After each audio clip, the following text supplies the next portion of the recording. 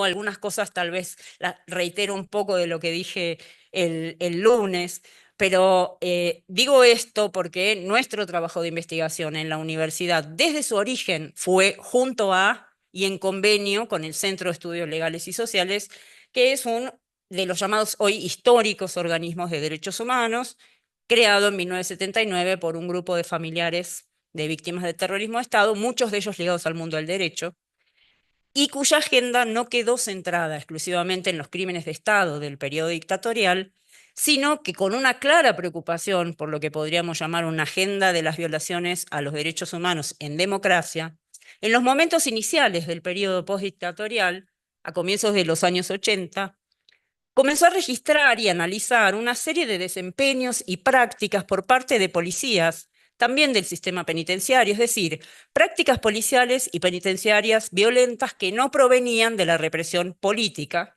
y que por entonces no eran tenidas socialmente como violaciones a los derechos humanos. De hecho, en esos tiempos, y bajo el recientemente recuperado en ese entonces régimen democrático, esos asuntos no eran asuntos de la agenda pública en materia de violencias de Estado. Fue desde el CELS, como espacio de recepción de denuncias y de defensa frente a esas prácticas policiales, que Sofía Tiscornia, junto a algunos abogados y abogadas, comenzó a construir un campo de indagación en torno a la cuestión violencia policial, y fue ese espacio que muy tempranamente me incorporé. Como algo de la historia del equipo y de su encuadre propio y original comenté en el conversatorio, solo voy a destacar aquí lo que entiendo ha sido central y organizador en el equipo y en mi propia formación, para luego entrar con algo más de detalle a mi propio derrotero y a las líneas que se fueron abriendo a partir de él. Destaco entonces muy sucintamente que los intereses y los campos de indagación de ese equipo se han orientado a conocer y comprender las diversas formas de la violencia estatal, junto con la trama administrativa, burocrática y judicial que implican y ligan fundamentalmente policías y tribunales. Nuestro interés residía y reside en comprender el poder punitivo del Estado, tanto como sus condiciones de posibilidad. Y nuestros modos de producir conocimiento, y sobre eso voy a volver al final, se han caracterizado por el diálogo, el intercambio y también la coproducción con otros grupos de investigación, locales y extralocales, tanto como con organismos de derechos humanos, organizaciones sociales y diferentes oficinas estatales de distinto nivel, escala. También se ha caracterizado nuestra forma de producir conocimiento por el interés en desarrollar diferentes lenguajes para ampliar el campo de la comunicación y por la intervención en el debate público. En mi caso, en todos estos años me he ocupado de investigar tanto sobre las formas que asumen las prácticas policiales que han llegado a definirse como violencia policial, como sobre los modos de protesta, movilización y demanda de justicia frente a ellas. Pero a lo largo del tiempo, en el trabajo sobre estos asuntos, se han ido abriendo diferentes derivas que se han tornado nuevos problemas de investigación. Para dar más carnadura a esos asuntos, les voy a contar de manera algo estilizada algunas de las investigaciones que resultaron de mis temas y problemas de investigación y que remiten a ese título que elegí para mi presentación, ¿no? Derroteros etnográficos sobre policías, violencias y activismos. Sin embargo, antes de entrar en eso, me detengo para precisar algo que entiendo es punto de partida. Dije prácticas policiales que han llegado a definirse como violencia policial, porque la primera cuestión sobre la que me interesa llamar la atención es que la violencia policial no es, como bien sabemos, parte de un orden natural de las cosas, sino que por el contrario, su definición social y local es resultado de un complejo y siempre inestable proceso de producción de significados construidos a partir de sensibilidades legales y morales en torno a lo justo y lo injusto, en torno al castigo y a la admisión de niveles de violencia estatal considerados legítimos, que resultan de valoraciones acerca de los derechos, de la igualdad, de la desigualdad, y que también se encuentran en relación con una distribución igualitaria o desigual de esas violencias y de esos derechos. Por esa razón, cuando nos disponemos a hacer investigación sobre aquello que se denomina en nuestra aldea violencia policial, resulta necesario entender que esa forma de nombrar ya supone una serie de valores morales, una categorización y una clasificación que implica a diferentes actores sociales que disputan el significado y el alcance de tal nombre. Quiero decir, la noción de violencia policial no significa lo mismo, ni en distintas sociedades, ni en diferentes momentos en una sociedad, y por lo tanto lo que se define como violencia policial no alude siempre y en cualquier lugar a las mismas prácticas. De hecho, es una definición en cuestión y en tensión. Así, en diferentes lugares y en determinados momentos, ciertas prácticas pueden ser consideradas desempeños típicos y rutinarios de las policías y no ser clasificados como violencia policial. Y puede ocurrir también que las mismas prácticas sobre unas personas y grupos sociales sean entendidas como violencia policial o no, o bien sean consideradas, por ejemplo, como efectos colaterales eventualmente no deseados, pero tenidos como inevitables en la producción de la seguridad pública.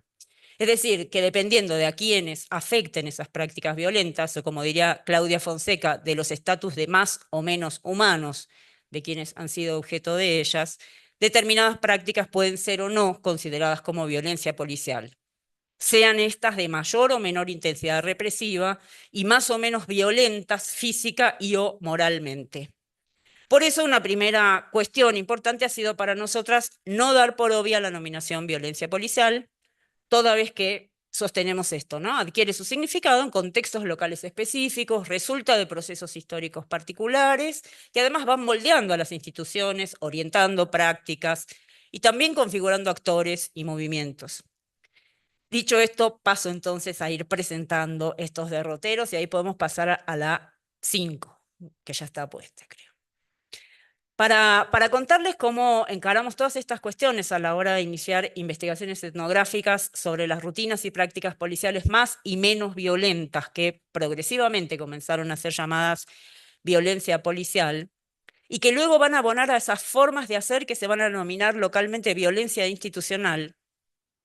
Tengo que hacer un poco de historia sobre los trabajos del equipo y particularmente Sofía y yo llevamos adelante. Nuestro interés era estudiar un tipo de prácticas policiales que ya desde mediados de los años 80 venían registrándose con frecuencia y habitualidad. De hecho, en el CELS se recibían a menudo noticias y denuncias sobre tales prácticas policiales. Se trataba, como dije, de un tipo de prácticas policiales que no estaban ligadas a la represión política, que eran largamente conocidas y que comenzaban a configurarse como las violencias de Estado extendidas bajo el recientemente recuperado régimen democrático. Detenciones por averiguación de identidad, en flagrancia o por edictos policiales, aprehensiones contravencionales o ligadas al código de faltas, procedimientos de control vehicular, allanamientos, requisas en lugares de encierro y rutinas típicas de vigilancia y control ostensivo.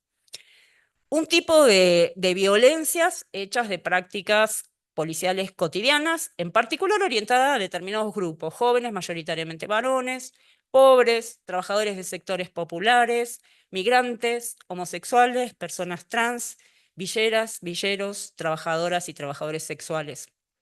Era y es una violencia cotidiana, la mayor parte de las veces poco espectacular y montada sobre rutinas policiales habituales, en ocasiones con importantes dosis de violencia física e insulto moral, oscilantes entre la discrecionalidad y la arbitrariedad, no siempre ilegales en su origen, y que también podían resultar en procedimientos de tipo racia en villas y barrios populares, o en recitales de rock, o en partidos de fútbol, y en detenciones arbitrarias. Una forma de violencia que muchas veces podía y puede derivar en hechos de mayor intensidad represiva, casos de falsos enfrentamientos, es decir, eventos de muerte que son fusilamientos, ejecuciones, o muertes por tortura en comisaría o desapariciones. El trabajo junto al CELS, que no solo recibía denuncias, sino que también llevaba adelante algunos casos, y nuestros incipientes avances en investigaciones etnográficas sobre la cuestión, que implicaban también el relevamiento y registro de rutinas y hechos, la indagación sobre casos, o mejor dicho, sobre hechos, ya que no todos conseguían tornarse casos, y el litigio, las causas y expedientes, tanto como la generación de una base de datos que elaboramos en el CELS, nos proveía de mucho conocimiento empírico. Nuestra preocupación, como decía, era registrar y comprender estas prácticas y nos interesaba especialmente advertir su especificidad, eludiendo algo que también mencioné el lunes, ¿no? Algo que se estaba convirtiendo en una especie de cliché de la época, que se trataba de pura continuidad del periodo dictatorial. Por eso lo que nos interesó fue no solo registrarlas, sino también conocer ese cuerpo de normas, decretos y leyes en que reposaban esas prácticas, ya que se trataba de prácticas más o menos violentas, algunas de mayor intensidad represiva, como decía recién, pero que en gran parte no eran ilegales, y en su origen al menos, digo, no eran ilegales, y además tampoco eran recientes esas normas, ¿no? Y ese interés nos llevó a preguntarnos por las prácticas y rutinas institucionales, por las tradiciones, por las costumbres y modos de proceder de las policías, por el modus operandi y también por la articulación funcional de las policías con el Poder Judicial, ya que probablemente allí se generaban muchas de las condiciones, tanto para su ocurrencia como para su legitimación o sencillamente su validación. Y la pregunta por la legitimación o la validación de esas violencias nos llevó también a preguntar tanto por su aceptación como por las formas de resistencia o impugnación de quienes las experimentaban en su vida cotidiana. Así, nuestras investigaciones, orientadas por la pregunta, por las condiciones de posibilidad, nos llevaron a preguntarnos por las matrices históricas y locales que modelaban esas formas del ejercicio del poder punitivo y en particular del poder policial. Y esas preguntas entonces, en tanto eran por la matriz histórica, nos llevaron a indagar sobre la disponibilidad y usos de elementos de la larga duración, los edictos de policía, los viejos edictos de policía, los antiguos códigos de faltas y contravenciones, las facultades policiales, como las detenciones por averiguación de identidad y los usos de la figura de resistencia a la autoridad. Y así fuimos sabiendo de la existencia del viejo derecho contravencional, del poder del derecho administrativo y de faltas, y de todo ese andamiaje normativo que en su momento Sofía Tiscona caracterizó como un derecho de policía, y de sus derivas en lo que podemos identificar como el poder policial, que se tornaron puerta de entrada para comprender los modos de hacer de las policías y del mundo tribunalicio. Una nota al pie, esto por su parte además nos llevó a acrecentar nuestro corpus documental con las historias de la policía escritas por la policía, con la producción del positivismo criminológico, el higienismo, las historias de ligazón y el conflicto entre derecho y medicina por el dominio del saber sobre el mundo del crimen, entre otros fascinantes asuntos. Explorar sobre esos corpus de normas y figuras que tenían mucho de antiguo, pero que estaban vigentes y que organizaban las rutinas y el hacer policial cotidiano del presente, un hacer que se podía leer en sus estadísticas y advertir en las crónicas policiales de los periódicos, así como en los relatos de los habitantes de los barrios más pobres, en las experiencias de los trabajadores informales y en las de quienes asistían a recitales de rock y a partidos de fútbol. En fin, esas prácticas padronizadas, normalizadas, extendidas y conocidas también por los tribunales nos permitieron advertir antiguas tradiciones, usos y costumbres que incidían en las formas de hacer de esas corporaciones tan fuertemente cerradas sobre sí mismas como las policías, pero a la vez ligadas con otras burocracias. Y no solamente a través de la circulación de expedientes y su articulación funcional en el sistema penal, sino también por bastante de sus mundos compartidos, de sus redes de sociabilidad. De ese modo, nuestras preocupaciones por las prácticas policiales del presente pudieron ser analizadas y comprendidas advirtiendo en esas prácticas la presencia y el peso de esas matrices históricas, de esa larga duración impresa en las diversas escenas y coyunturas políticas del presente. Mis investigaciones entonces avanzaron en el análisis de las dinámicas más normalizadas, naturalizadas, casi invisibles de esas prácticas policiales, tanto como sobre las más extraordinarias y de una violencia desmadrada.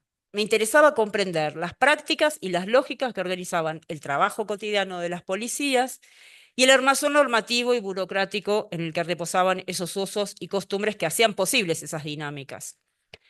A la vez, la investigación, ya centrada en el presente y muchas veces en tiempo real, quiero decir, acompañando durante la ocurrencia de los eventos a familiares de víctimas, en ocasiones a las escasas víctimas vivas, me permitía comprender y procurar explicar no solo las formas de actuación policial, sino también la experiencia social y cotidiana de esas violencias.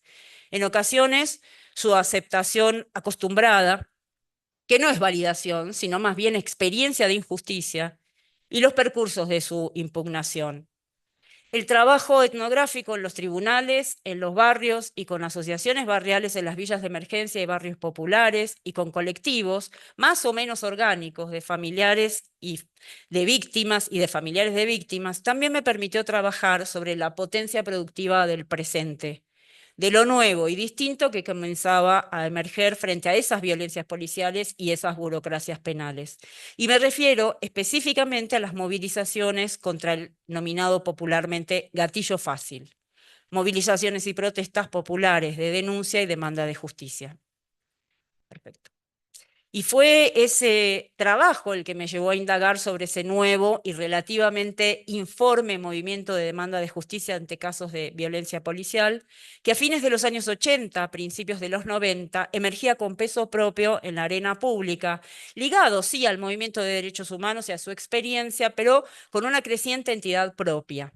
La protesta contra el gatillo fácil, que ponía en juego viejas tradiciones de políticas de movilización y que denunciaba hechos que buscaban tornarse un caso de violencia policial, de violencia institucional, e inscribirse en la causa de los derechos humanos, y que lo hacían los lenguajes de la protesta política y popular.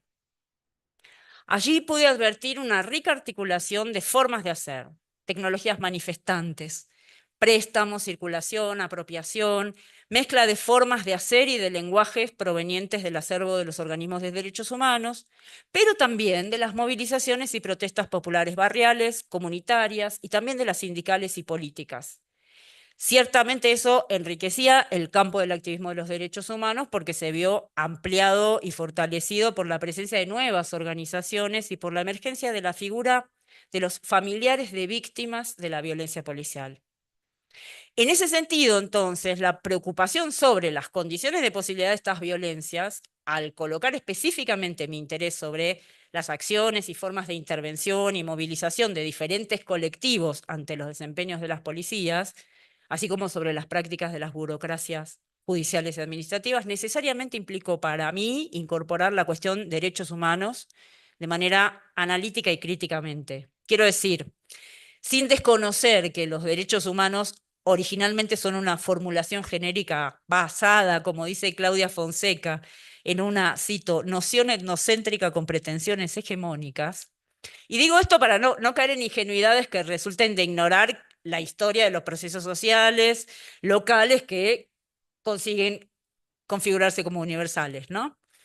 Digo, lo que buscamos fue procurar estudiar los sentidos concretos y específicos de esa noción ligada a los usos políticos locales, advirtiendo así su carácter de categoría política local, es decir, como un valor moral local con potencia política que fue puesto en juego, que es puesto en juego y legitimado y deslegitimado, disputado, resistido, ampliado, restringido, presentando variaciones y alcances más o menos estrechos, porque nos permitía ver la evidencia de usos creativos y pragmáticos que intervienen a la hora de potenciar de manera más o menos eficaz estrategias políticas y validar su significado.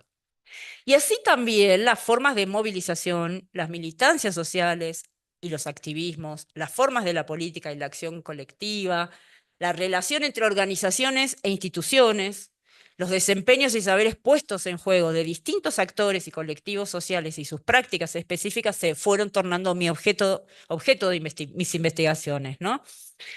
Porque conocerlos, analizarlos, incluso estudiarlos en su pasado y en su presente, mucho de ello en tiempo real, me fue proveyendo más elementos y casuística para comprender y analizar ese diverso y complejo activismo de los derechos humanos. Un activismo que está hecho de la militancia política y social de base territorial y su tradición de organización y movilización para la acción colectiva, la demanda y la protesta, y del hacer de los profesionales del derecho y del derecho internacional de los derechos humanos y el litigio, y en particular del litigio estratégico. Podemos pasar a la diapositiva 3. Así las cosas, la investigación sobre las prácticas policiales de mayor y menor intensidad represiva, que han llegado a definirse como violencia policial, me llevó a trabajar, por un lado, en una línea de investigación centrada en, yo tengo acá que dice diapositiva 7, ya no me acuerdo cuál era, pero sí, me escuchan allá, está bien. Digo, una línea de investigación centrada en las formas de movilización y protesta contra la violencia policial.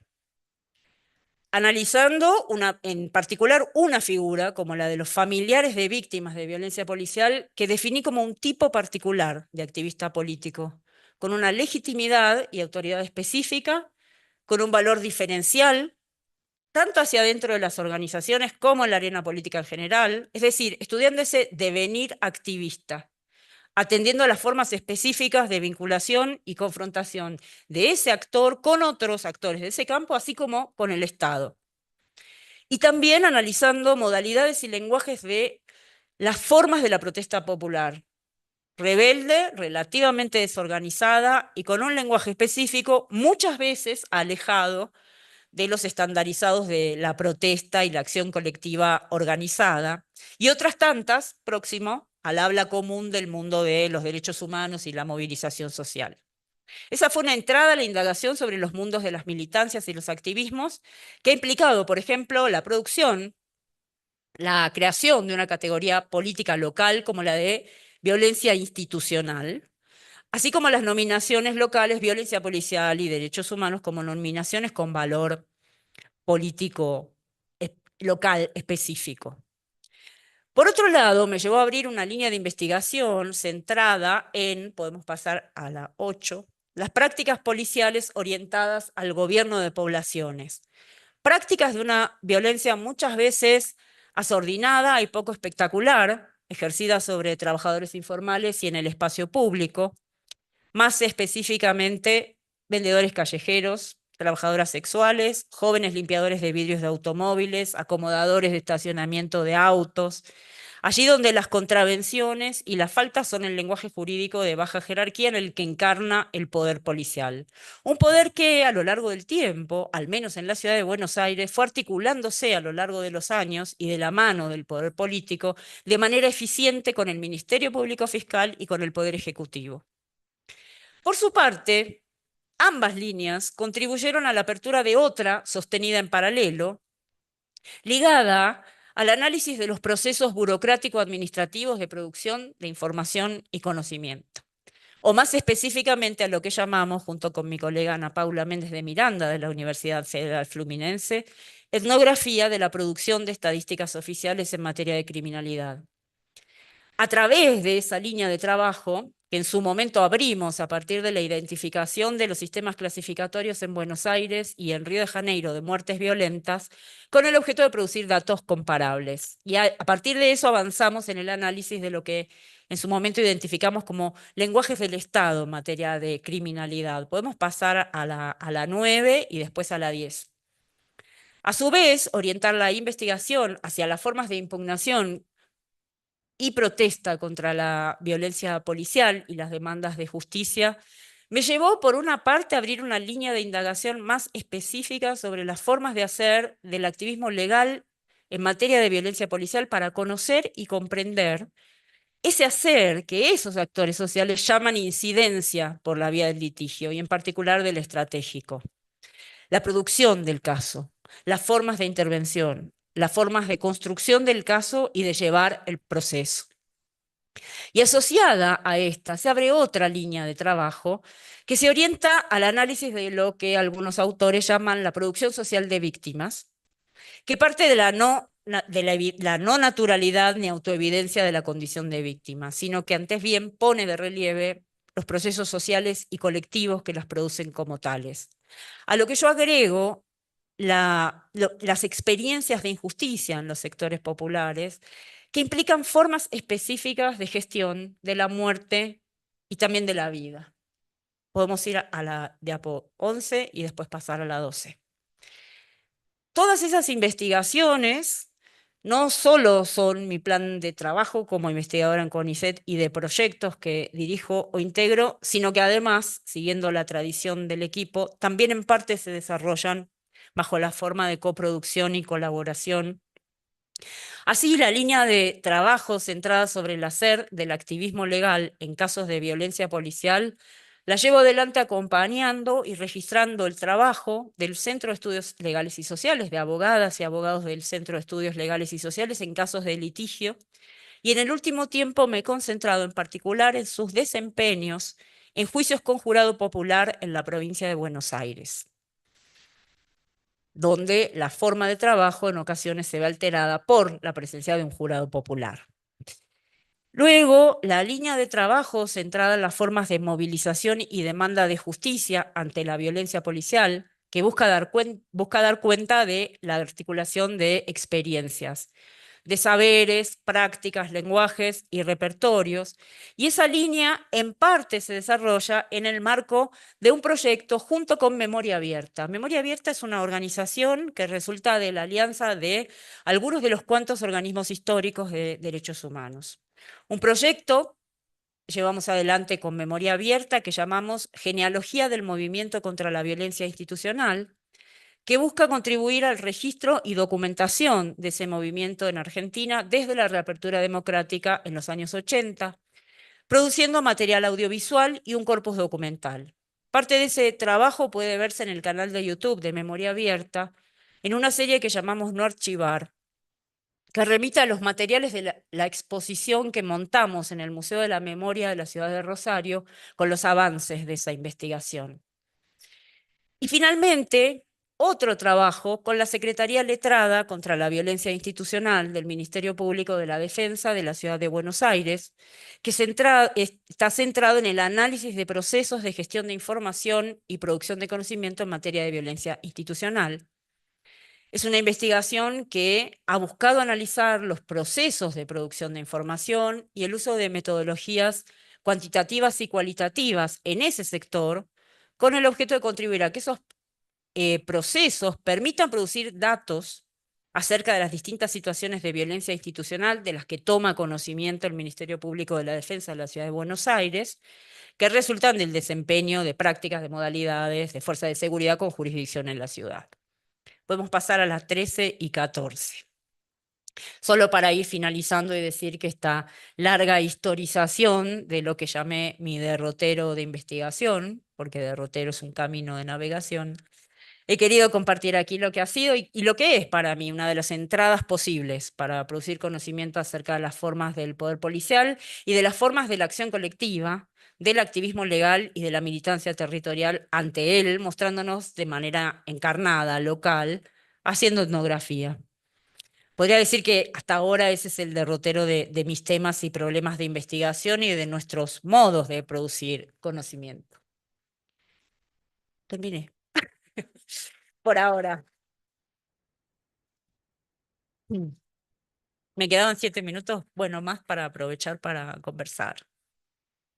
No sé si se vieron algunas fotos, son bastantes de todos los múltiples campos, ¿no? Si quieren ir pasando de atrás para adelante, o si abro el mío y de paso abro el mío y les voy diciendo algunas cosas, porque traté de, si pueden, sí, les agradecería. Em, Porque traté de traer fotos que permitieran dar cuenta de con quiénes trabajo, ¿no? A veces las fotos funcionan. Se puede ir perdón, podemos ir desde el principio mejor, pasando, pero deteniéndonos nada más que en las fotos. En esa pantalla aparece a la izquierda es una de las referentes del movimiento de vendedores callejeros que estaba negociando con un policía para atravesar la avenida 9 de Julio, ven el obelisco ahí, y ven la actitud de ella hablando con el policía, indicándole por dónde van a ir. El policía le dice por dónde y ella también. Y la otra foto es una mamá de un chico asesinado por la policía. Es una manifestación frente a las puertas de unos tribunales en provincia de Buenos Aires. Y está ella junto con otros tantos y pueden ver parte de los carteles que, como se puede advertir, son carteles muy artesanales, hechos con fotos familiares de eventos domésticos generalmente. La siguiente es un juicio de un caso de violencia policial en donde, y es una situación rara, las víctimas resultaron vivas, no murieron, y uno de los chicos que ya era mayor de edad y no menor pudo asistir al juicio, el otro no, y este es el juicio. Ahí adelante están sentados los policías eran prefectos, era otra fuerza de seguridad, fue en la ciudad de Buenos Aires. Esto es parte del juicio, y el juicio, la parte oral del juicio, eh, tuvo por lugar la sala más importante de los tribunales de la ciudad de Buenos Aires, que es la sala llamada la Sala de los Derechos Humanos, donde fue el juicio a las juntas. Y esta es la salida cuando consiguieron la sentencia, la foto de la derecha, acompañado de una de las organizaciones. Este es un caso sobre el que yo trabajé, que hubo una feliz articulación entre las abogadas del CELS que orientaron el caso y abogados y militantes que formaban parte de una organización que se llama La Poderosa. Y fue un caso de una muy feliz articulación entre la lógica de trabajo de ambas organizaciones. No siempre ocurre porque las organizaciones de base territorial tienen otra lógica para la denuncia, para evaluar los tiempos en que salen públicamente a manifestarse, para decir las cosas que van a decir. Y acá hubo un acompañamiento continuo. Fue cuando yo presenté este trabajo, una primera parte de este trabajo, en unas jornadas me señalaron que, bueno, que era un caso, era un milagro. No se daban siempre casos así. Eh, y efectivamente lo que yo quería mostrar es que los milagros se hacen, se fabrican, se producen, jugando con la referencia que me proponían, ¿no? Pero en realidad bueno, había habido un gran trabajo para producir el caso de esta manera, ¿no? Em, bueno, iba a decir algo más sobre este caso, pero ya no me acuerdo. Podemos pasar a otras fotos. La de la derecha muestra parte de esa. Yo hacía referencia a las formas de manifestación popular, rebelde, relativamente desorganizada, en el trabajo que se centró en ese proceso de devenir activista en el campo de la protesta contra la violencia policial, que fue mi tesis de doctorado. Me detuve bastante en el lenguaje utilizado y en el uso de los insultos. Y del lenguaje eso es. En este caso no es tan evidente, aunque muestra un poco, ¿no? Ese cartel, pero en ese trabajo yo me detuve en el lenguaje porque veía que las formas más desorganizadas, yo me centré en las formas de movilización y de participación de familiares de víctimas donde había menor control político por parte de las organizaciones. Y entonces había más despliegue de un lenguaje popular, eh, y aparecían muchos insultos de carácter sexual dirigidos directamente a las policías. Eh, y trabajé sobre la efectividad de esos lenguajes, ¿no? Como insultos de tipo sexual, afectando la masculinidad y la virilidad de un cuerpo institucional que se construye en base a esos valores, ¿no? Y la otra imagen, que es la de mi izquierda, es una manifestación a la puerta de los tribunales. Y como pueden ver, y son los tribunales de la ciudad, ¿no? El Palacio de Tribunales está vallado y hay una gran cantidad de policía protegiendo el palacio. Em, las siguientes imágenes son de una movilización, es un proceso contra vendedores callejeros, que fue un proceso muy largo y que implicó incluso tareas de vigilancia, de inteligencia. Em, y esta foto de la derecha es de esa misma manifestación de la primera foto, donde estaba esa referente de la organización indicándole a la policía el camino. Y fue una movilización que consiguió, en la cual una de las organizaciones de vendedores, que se llama Vendedores Libres, consiguió articular la protesta con un movimiento de trabajadores mayormente senegaleses, vendedores callejeros, mayormente senegaleses, que se unieron para la protesta. Y esta es una de las banderas, ¿no? Contra la coima, o sea, contra las formas de desacción económica de la policía, regulación del trabajo. Eso es lo que piden ahí, ¿no? Em, la imagen siguiente también voy mostrando así como los distintos universos y situaciones y campos empíricos.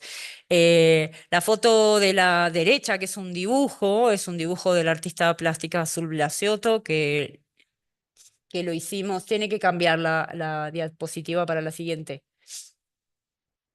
Ahí, ese dibujo es un dibujo que ella hace de una hoja de un de hojas de expedientes judiciales y de periódicos, donde muestra parte de las noticias sobre el conflicto con vendedores callejeros y la policía, en este caso la policía metropolitana. Em, la foto de la izquierda arriba es la foto en un momento de un escrache a la casa de un policía. Ese policía vivía apenas a unas manzanas, en el mismo barrio, apenas a unas manzanas de la casa del joven que fue muerto por él.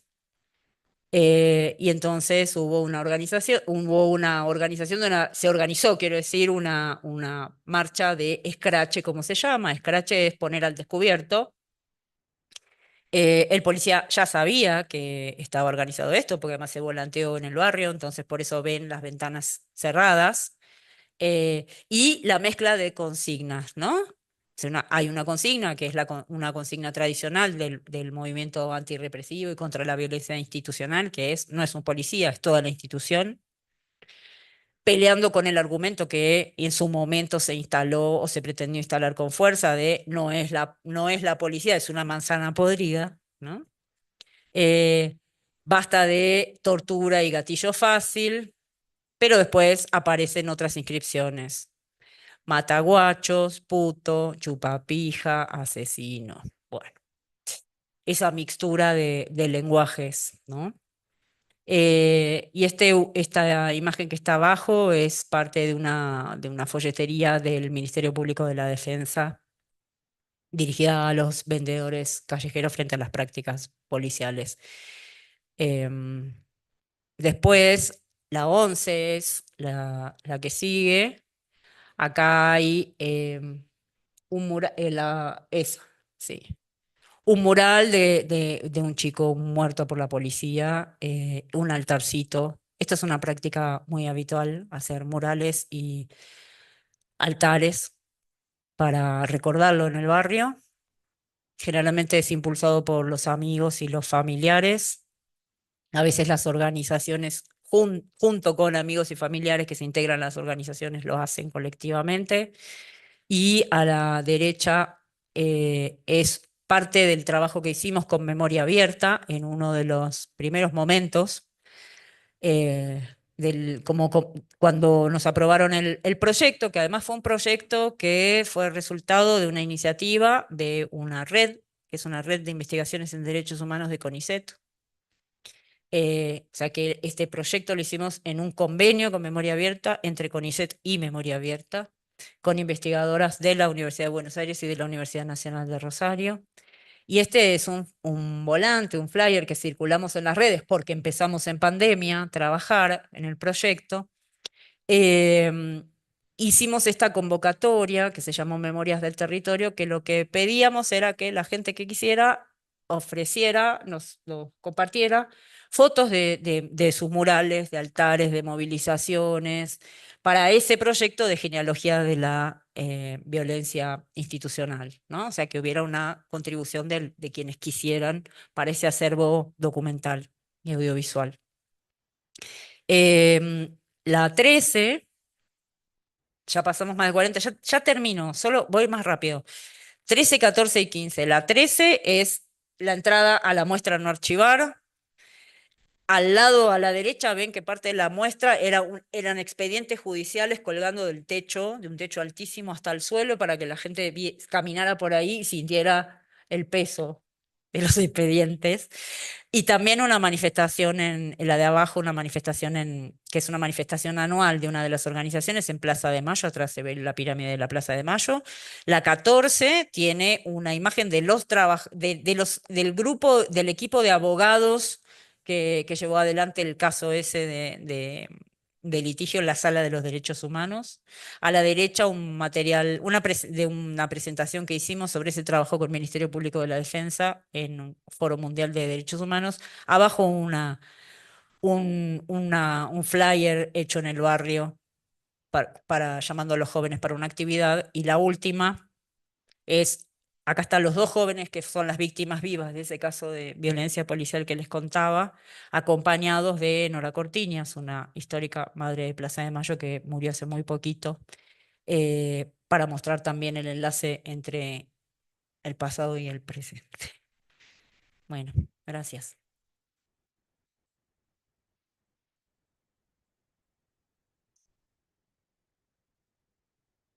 Bueno, muchas gracias, María.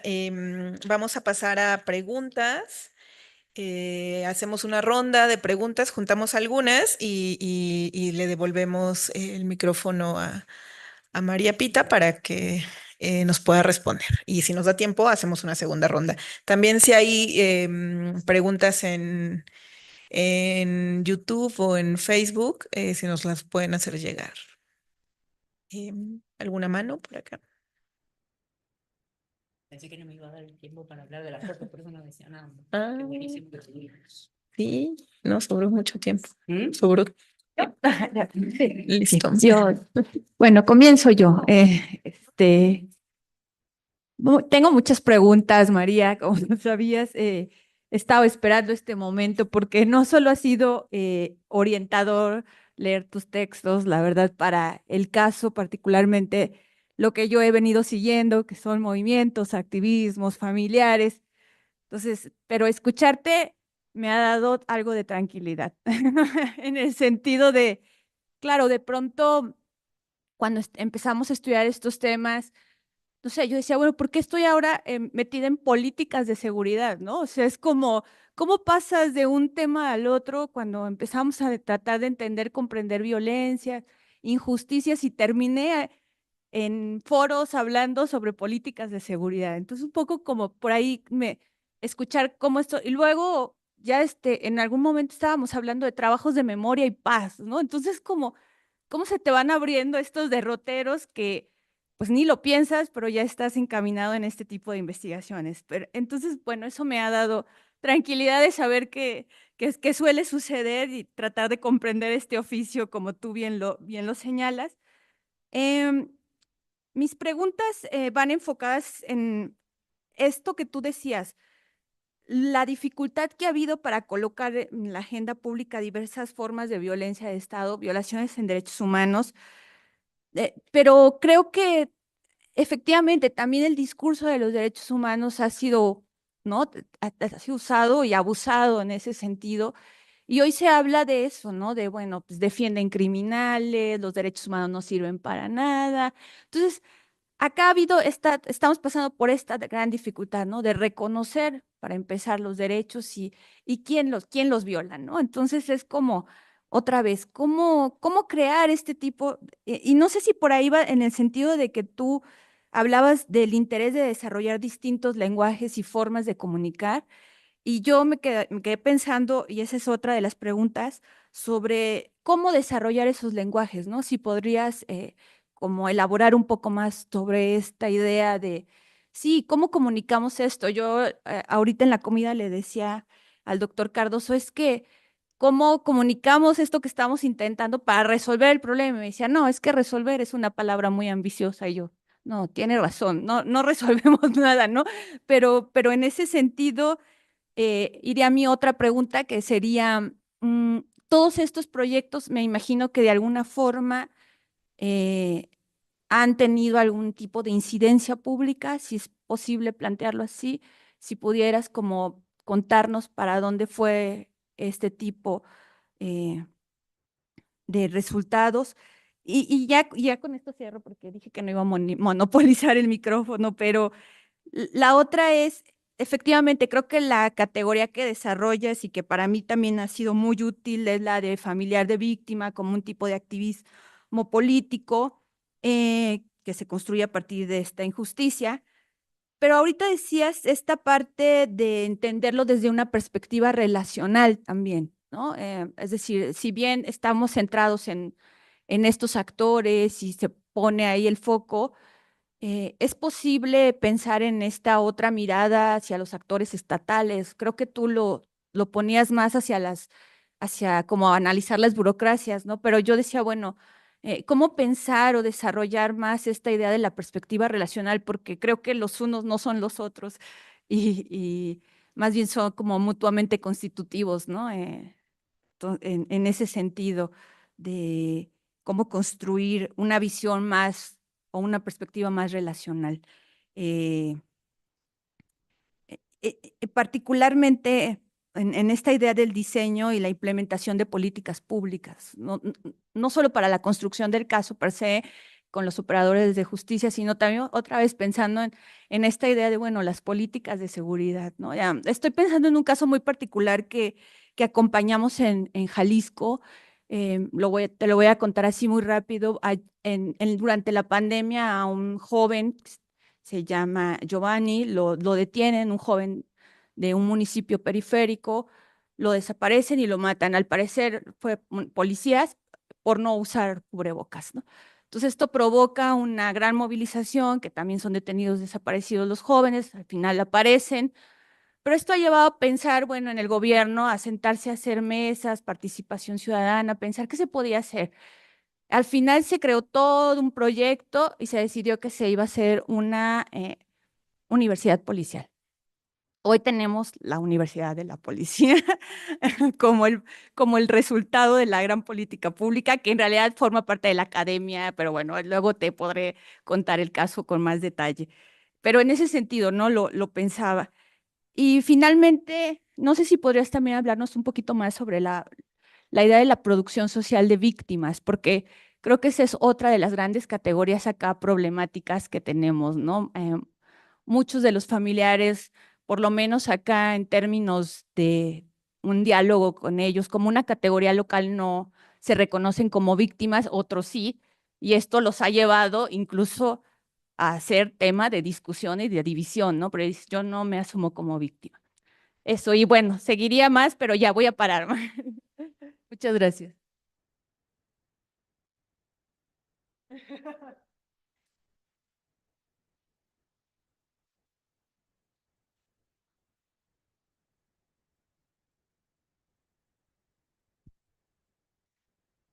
Muy interesante tu exposición sobre las actividades del equipo de pesquisa de su propio trabajo.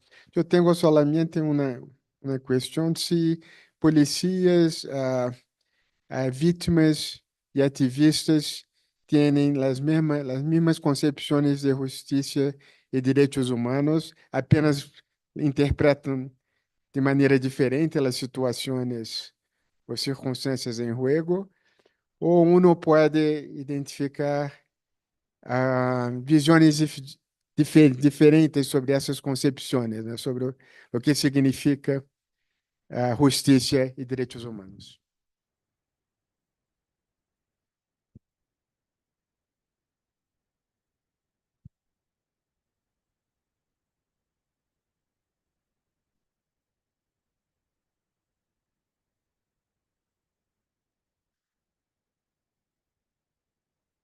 Bueno, doctora, muchas gracias por su eh, generosidad en esta exposición que nos ha hecho en cuanto a estos derroteros etnográficos.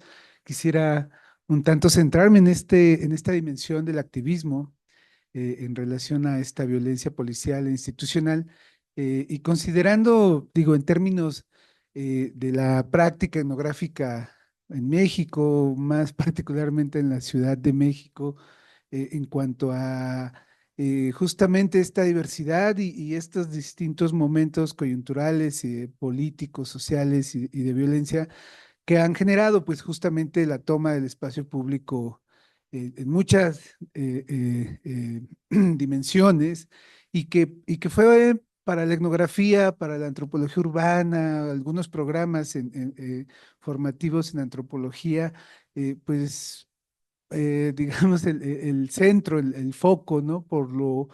Tal vez en algunos momentos por lo espectacular, por lo performativo, tratando de hacer ejercicios etnográficos ahí en torno al abordaje de una enorme complejidad en cuanto a estas manifestaciones, a estos activismos y que van en muchas dimensiones como comento.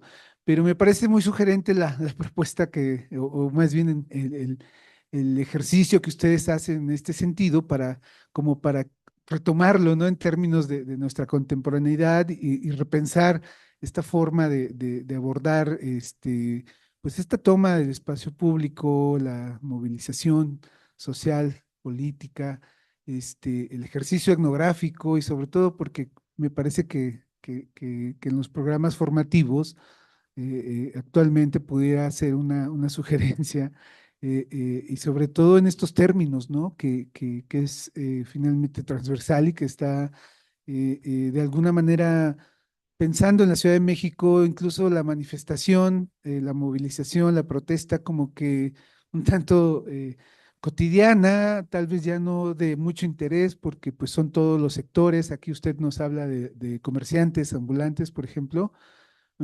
Aquí están en todos los sectores, todas los diferentes grupos, poblaciones, barrios, están ahí presentes, pero como que ya no son de interés para la etnografía.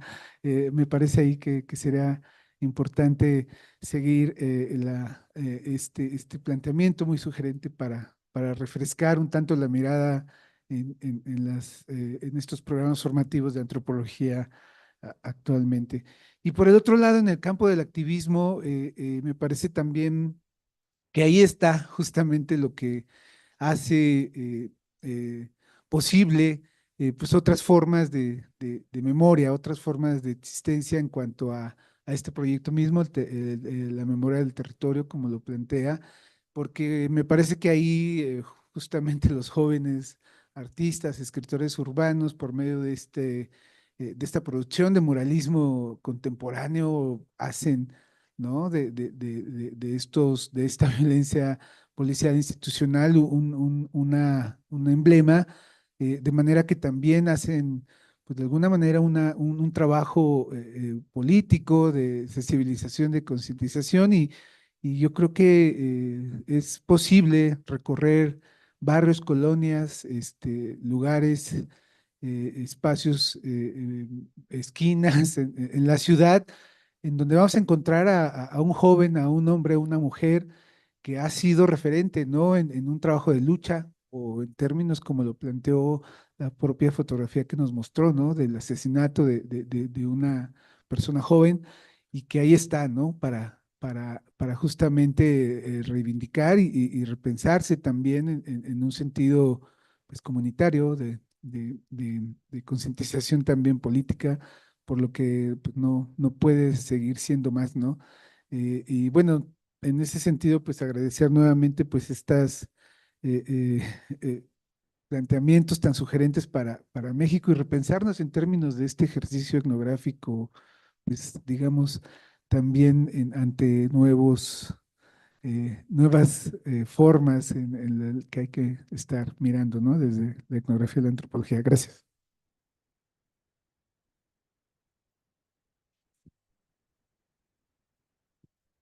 Y ahorita una segunda.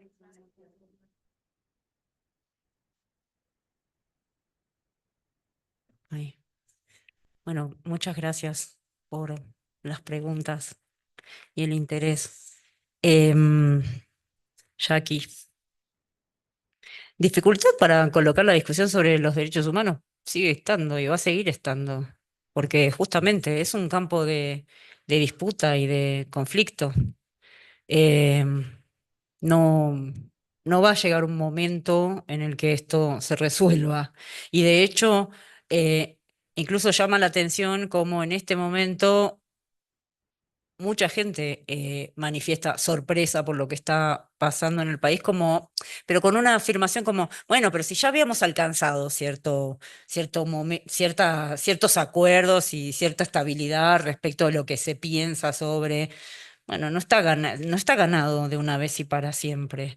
Entonces, en ese sentido, siempre va a haber dificultad. El punto creo que es seguir insistiendo, o por lo menos a mí me parece, seguir insistiendo en qué son y a la luz de de qué historia local, ¿no? ¿Qué son en términos formales, como para dejar claras las responsabilidades del Estado, ¿no? Cuando empiezan esas discusiones mediáticas bizantinas acerca de ahora cualquiera tiene derechos humanos, como si fuera una cosa, ¿no? Que en realidad, bueno, estamos planteando asuntos respecto a las responsabilidades de los estados. Me parece que eso es un punto así, pero eso es desde el orden de lo formal. Creo que desde el orden de lo local es tratar de entender cómo eso, como valor, pero como decía antes, ¿no? Que esto lo trabajamos en el equipo, como un valor moral y político, ¿no? Cómo funciona como una referencia en tanto posibilidad de protección o de defensa, es una herramienta ¿no? Tanto así que en algún momento yo, siguiendo el trabajo en un barrio pobre de la ciudad de Buenos Aires, trabajé relevando mucho las discusiones en una escuela secundaria sobre las discusiones que se planteaban ahí docentes,